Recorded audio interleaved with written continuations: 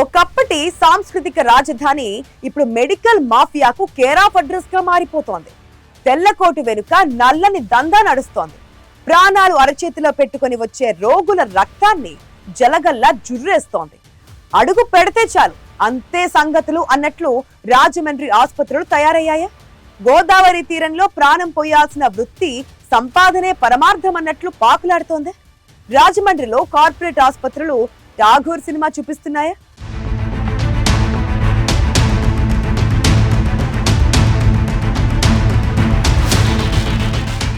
Rajamahendravaram medical మాఫియాకు అడ్డాగా మారుతోంది. పేరున్న హాస్పిటల్స్ బిజినెస్ హబ్లుగా మారిపోయాయి.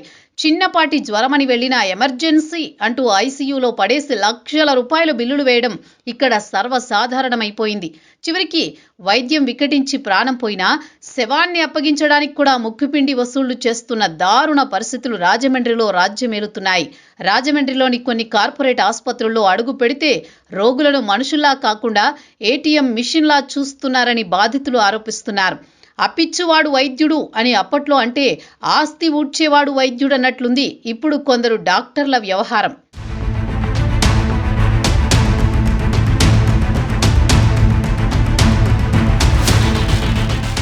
ఎప్పుడు ఎలా ఉంటుందో తెలియదు. ఏదన్నా మాయదారి జబ్బొచ్చిందంటే ఆస్తులు అమ్ముకోవాల్సిందే. అందుకే కొందరు ముందు జాగ్రత్తగా హెల్త్ ఇన్సూరెన్సులు చేయించుకుంటున్నారు.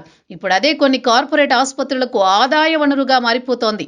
హెల్త్ ఇన్సూరెన్స్ ఉందంటే చాలు ఇక ఆ రోగికి నరకం మొదలైనట్లే. లేని రోగాలను సృష్టించి అనవసరమైన ఆపరేషన్లు చేసి ఒళ్ళు గుల్ల చేసి పంపేదాకా వదలరన్న విమర్శలు వెల్లువెత్తుతున్నాయి.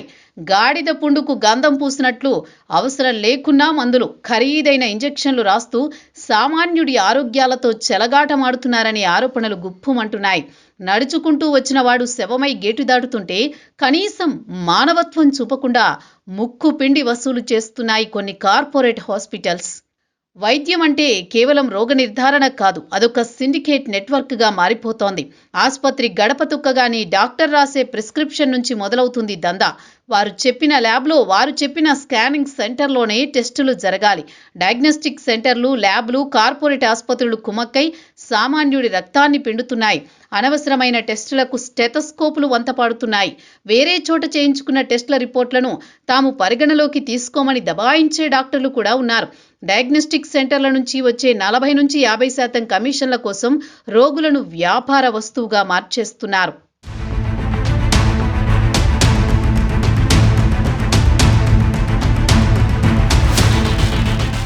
వైద్యం వికటించినప్పుడు బాధిత కుటుంబాలు ఆందోళనకు దిగితే అక్కడ బాధ్యత ఉండదు సరికదా, బేరసారాలు మొదలవుతాయి.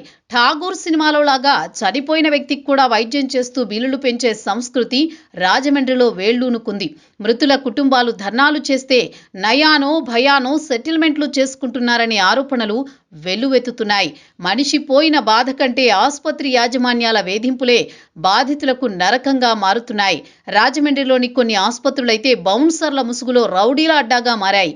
అధికారం ఉన్నవాడికి అంతా చుట్టాలే అన్నట్లు పోలీసులు కూడా యాజమాన్యాలకే వంతపాడుతున్నారని ఆరోపణలు వస్తున్నాయి. రాజకీయ అండదండలు తోడవడంతో గోదాట్లో దూకడం తప్ప మరో దారి లేదన్నట్లుగా ఉంటోంది సామాన్యుల పరిస్థితి. తూర్పు గోదావరి జిల్లాలో ఇంత దారుణమైన పరిస్థితులున్నా వైద్య ఆరోగ్య శాఖ అధికారులు ఏమయ్యారనేది ఇప్పుడు $1 మిలియన్ ప్రశ్న. ప్రజాప్రతినిధులు సైతం తమ ప్రయోజనాలు చూసుకుంటున్నారే తప్ప కార్పొరేట్ ఆసుపత్రుల ఆగడాలు అరికట్టలేకపోతున్నారు.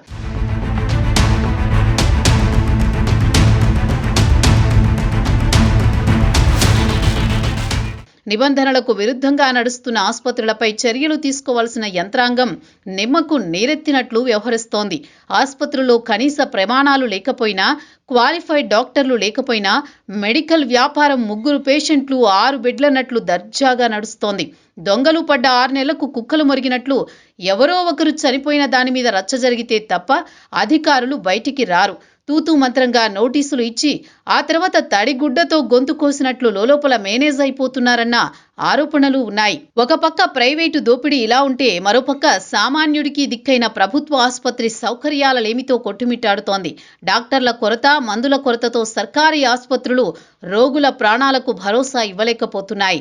దీన్ని అదునుగా తీసుకున్న మెడికల్ మాఫియా ప్రజల ప్రాణాలతో బిజినెస్ చేస్తోంది. సర్కారు దవాఖానాకు వెళితే ప్రాణం పోతుంది, కార్పొరేట్ హాస్పిటల్కి వెళితే ఆస్తే పోతుందనే భయం రోగులను వెంటాడుతోంది.